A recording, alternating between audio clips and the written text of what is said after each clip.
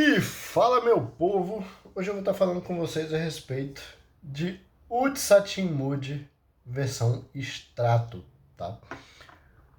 Já adianto para vocês que um dos melhores perfumes que eu já tive o prazer de resenhar, se não o melhor perfume que eu já tive o prazer de resenhar ao longo desse todo tempo que eu tenho feito canal, página no Instagram, etc, etc. Isso aqui é prateleira de cima em termos de perfumaria, tá? Francis Kurkdjian, para quem não sabe, né, Maison Francis Kurkdjian é a empresa do Francis Kurkdjian, que é o diretor executivo da Dior, tá? Ele, na verdade, é o diretor criativo da Dior, desculpa. Ele é o cara que está por trás, basicamente, que aprova ou desaprova todos os perfumes que vão ao ar em Dior, basicamente. E, além disso, obviamente, ele tem a sua marca própria, que é a Maison Francis Kurkdjian, que esse perfume faz parte do portfólio, tá?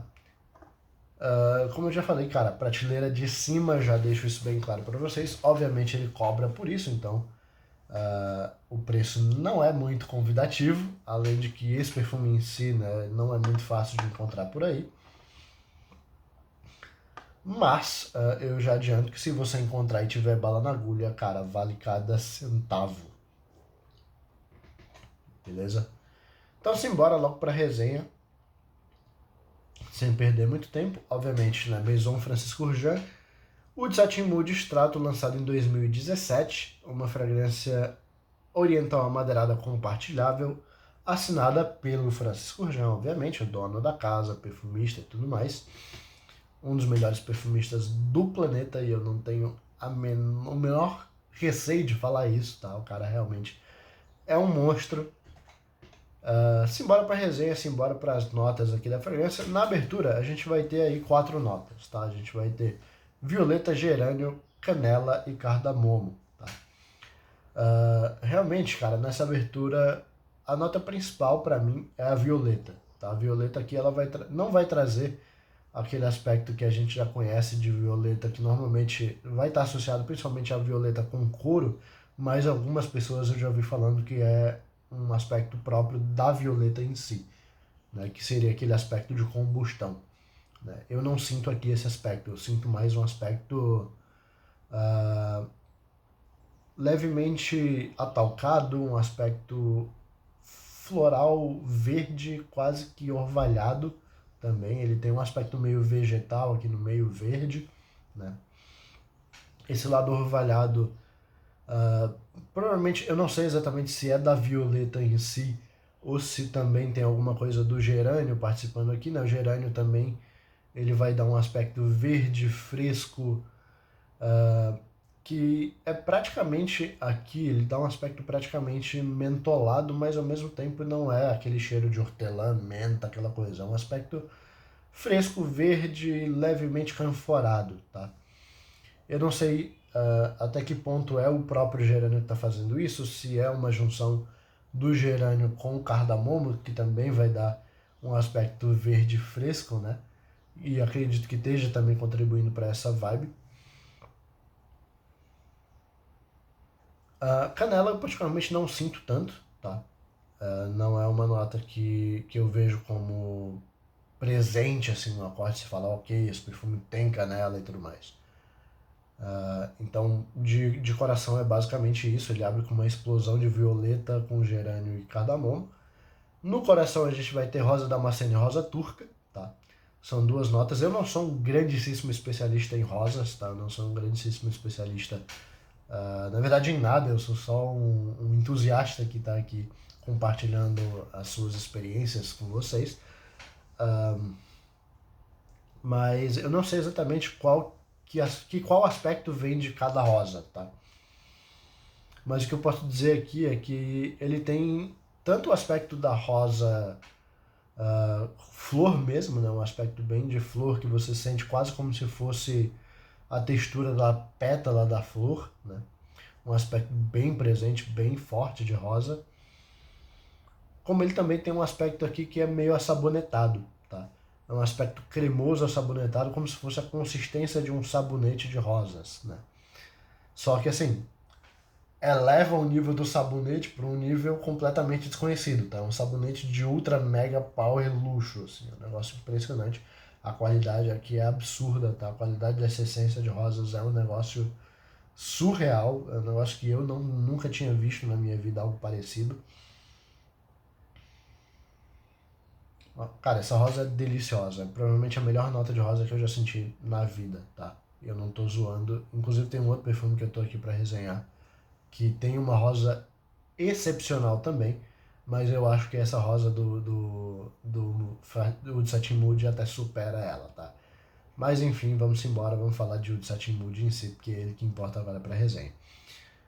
Como eu falei, ele vai trazer esse aspecto de rosa que lembra justamente a flor e vai trazer esse outro aspecto que para mim, pelo menos, lembra bastante um sabonete, nesse aspecto meio cremoso, até um pouco leitoso no meio, sabe? Sabe aquela, como se fosse a cor do sabonete, que ele tem um aspecto meio esbranquiçado no meio, como se fosse uma coisa meio, um tom pastel. Ele traz um pouco disso, é interessante. Essa rosa, ela tem esse tom pastel, é bem legal. Ao mesmo tempo, ela continua se misturando com esse aspecto orvalhado, esse aspecto verde ali que tá desde a abertura, né, da violeta, do gerânio e do cardamomo, o que dá um aspecto meio orvalhado também para essa rosa. É uma rosa que é linda e que ela vai pegando emprestado algumas nuances das outras notas que estão ao redor dela ali, que vão aparecendo desde a base ou da abertura.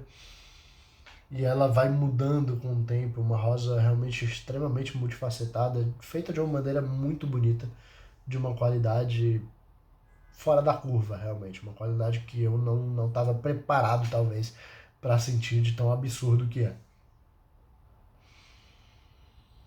Na base, a gente já começa a sentir aqui, ela vai ter oud, baunilha, âmbar, benjoim, caramelo, almíscar e cedro. Tá? São 7 notinhas aí na base. Eu começo a sentir um pouco do oud aqui, embora o nome da fragrância seja Oud Satin Mood, né? A gente espera realmente que seja uma explosão de oud e tudo mais. Não é, tá? O oud é perceptível, mas ele fica em segundo, talvez até em terceiro plano, tá? Eu diria que realmente a grande estrela aqui, inclusive se eu pudesse rebatizar esse perfume, claro que eu não sou ninguém para rebatizar um perfume de Francis Kurkdjian, mas se eu pudesse rebatizar aqui, eu diria que era um Rose Satin Mood, né? Eu não diria que é um Oud Satin Mood.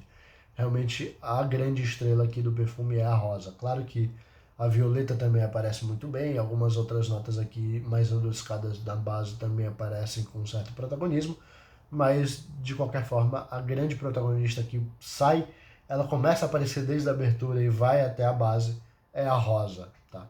O Oud ele tá aqui trazendo, claro, algumas características próprias dele, aquela característica bem amadeirada, uma característica suavemente animálica, mas muito pouco, tá?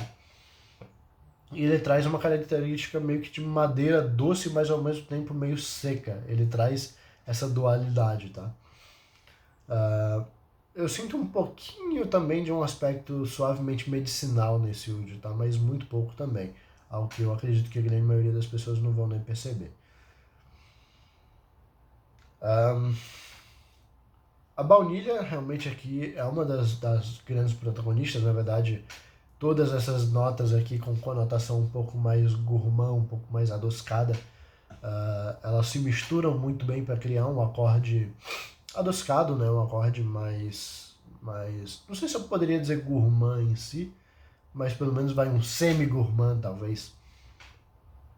Baunilha extremamente natural, uma baunilha cremosa, uma baunilha até suavemente esfumaçada, mas principalmente cremosa mesmo, uma baunilha realmente gourmand, uma baunilha muito natural. Parece que você está cheirando a baga, né? A fava da baunilha.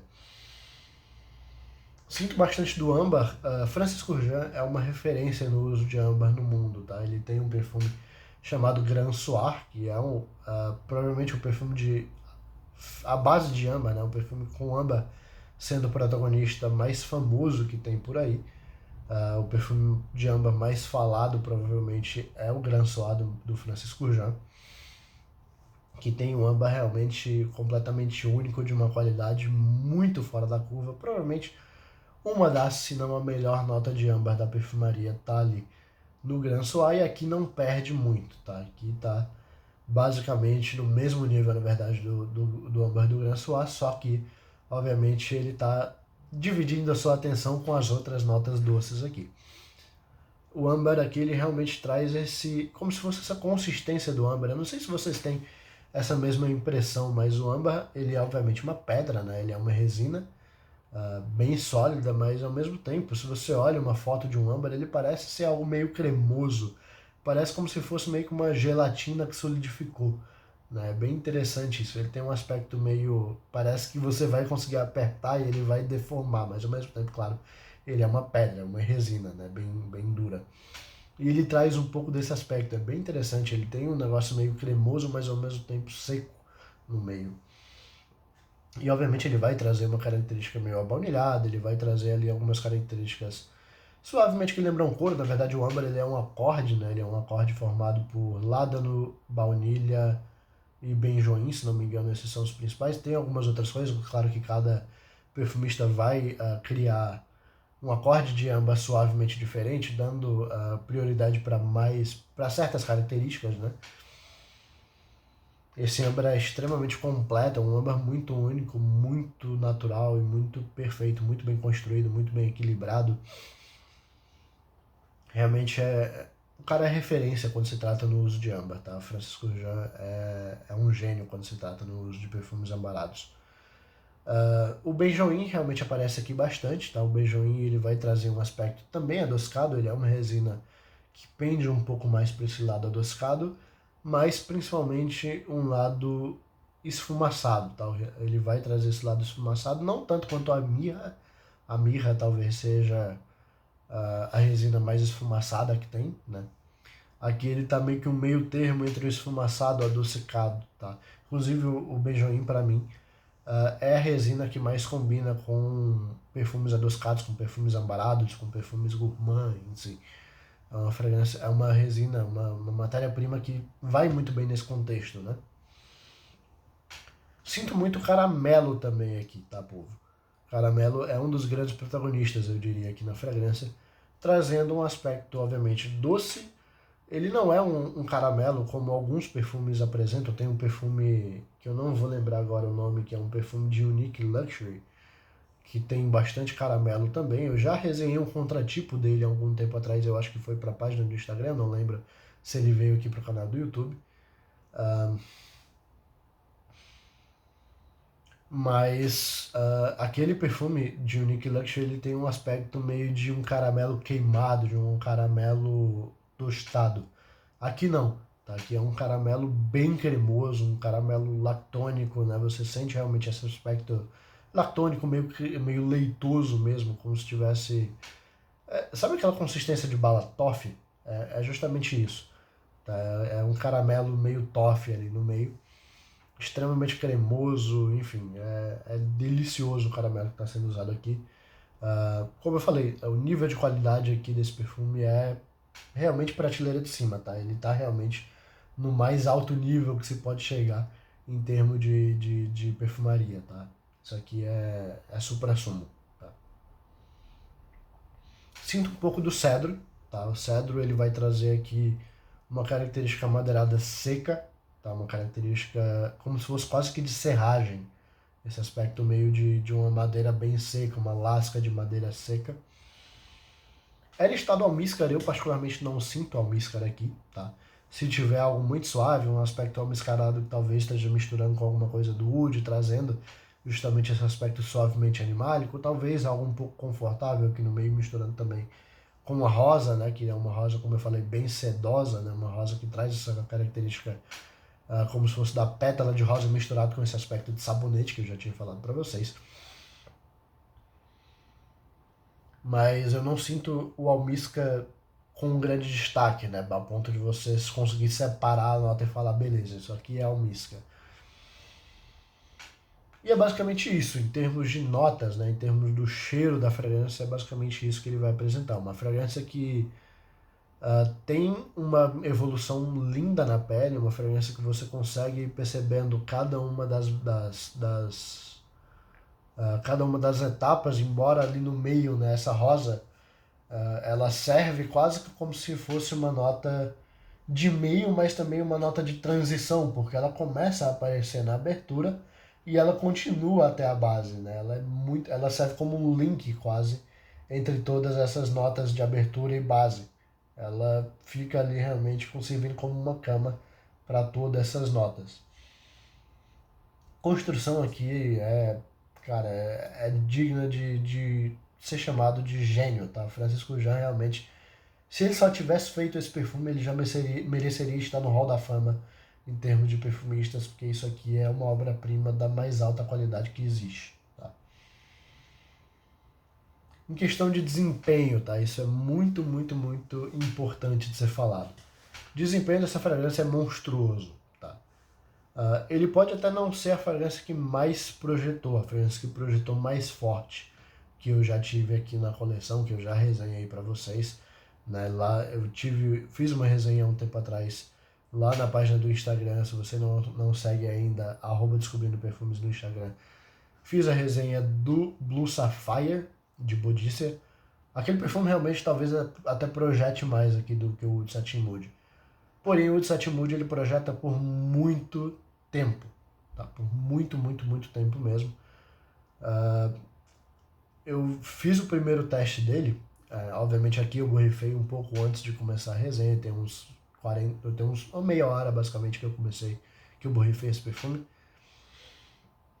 Infelizmente eu estava fazendo a resenha dele já e tive um imprevisto aqui, tive que parar no meio, isso aqui já é a segunda vez que eu estou gravando. Mas eu não vou obviamente falar aqui para vocês que eu tô com perfume há tantas horas, mas no primeiro teste que eu fiz, eu borrifei ele e 8 horas depois eu entrei no quarto e eu senti o perfume projetando. Eu cheirei assim, senti o perfume no ar e tudo, eu fui aproximando ele na pele. Mais ou menos quando eu cheguei aqui, né, com uma boa distância do nariz, eu ainda sentia o perfume projetando. Então, cara, 8 horas de projeção, eu não tô zoando.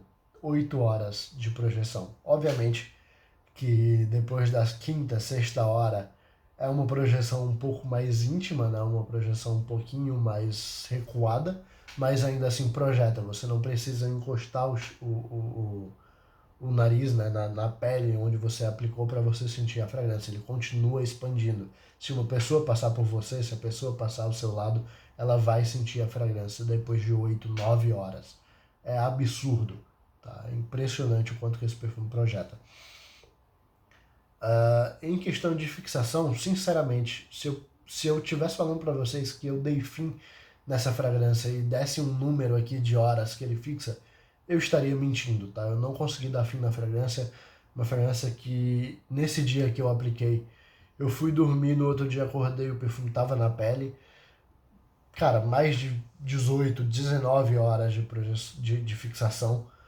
É monstruoso, assim. Eu realmente nunca tinha pego um perfume que fixasse e projetasse tanto quanto ele, no sentido de tempo, né? Como eu falei, em questão de potência, talvez até o Blue Sapphire projete mais, mas ele projeta por menos tempo do que esse cara, por incrível que pareça. O Kutai é a mesma forma, talvez projete mais forte, mas projeta por menos tempo. Aqui realmente é uma projeção infinita e uma fixação ainda maior, né? É bizarro, é um negócio realmente impressionante. Em questão de ocasião de uso, tá? Cara, uma fragrância extremamente chique, extremamente refinada, tá?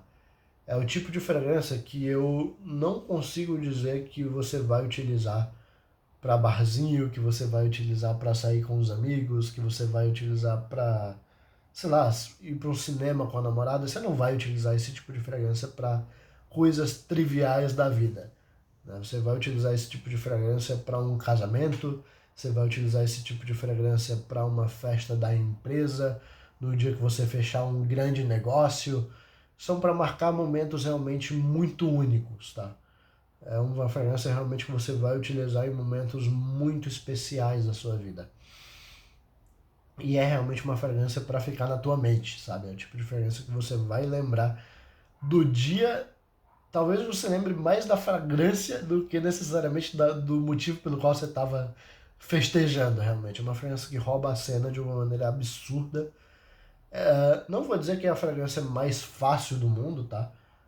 Essa rosa extremamente presente com a violeta, um aspecto ali suave de oud. Talvez algumas pessoas se sintam um pouquinho incomodadas com o doçor, né? Tem muita gente que realmente não gosta de perfumes adocicados e qualquer coisinha de doçor vai se sentir incomodado.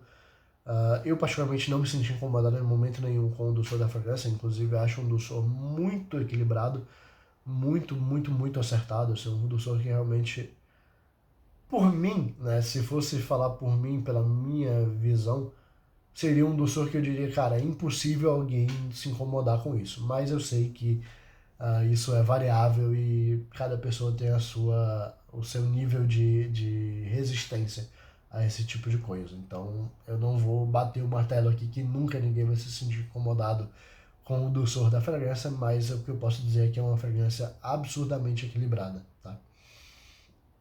Ocasião de uso é basicamente isso, é para momentos extremamente especiais. Já cobri basicamente o que o cheiro apresenta pra gente, já falei de questão de desempenho. Então é isso, povo. Eu fico muito, muito, muito feliz de trazer esse tipo de perfumes para vocês. É um perfume extremamente exclusivo, extremamente diferenciado, como eu falei. É o ápice da perfumaria. Isso aqui é. Eu acho muito difícil que eu um dia vá cheirar um perfume que supere isso, tá?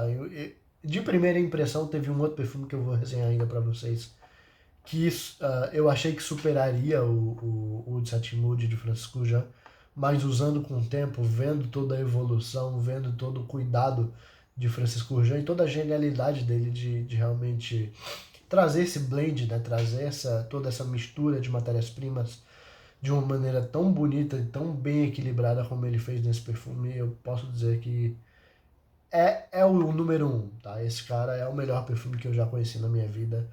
Não tem como dizer que é outro.